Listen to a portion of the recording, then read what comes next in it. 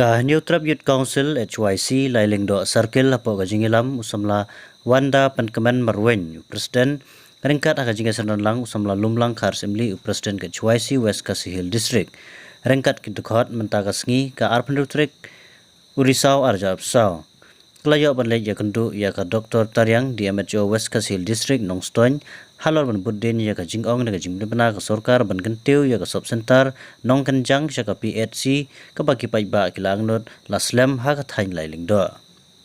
hadin ka jingya keren na ka liang ka Dr. Taryang ka laong wa menta ladap khot tendar kumbahan riu klur tam layo ka sanction ya ki building kan thop ka PHC bat ki kuatar kinong trei ban kata daladap ki building kinsa sanction sai kinong trei ne ki manpower ong ka DHMO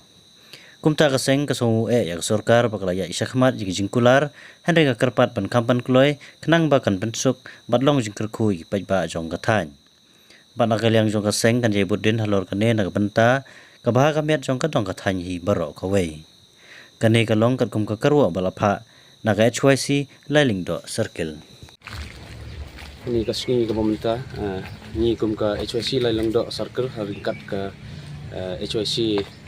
West Kasihil District jingi dan lang ni Presiden ni Mr. Lumlang Karsim ni layok mani kendu ia DHMO jong ka West Kasihil District ia ka bai dei bat ban kli jing tip ia ka bai dei bat ka jing tei ia ka tei ka ban pin kentiu ia ka tei ka nong kenjang sub center ia ka nong kenjang PHC ti nakaliang jongi kaseng layo ban ya piliu jingmut bat i nakaliang jongi lai thu ba adep ban sanction bat ban plat ya ketenda bat nakaliang jongi ila yong bansa ladep ban tei kiying kisam sap plat biang sai ka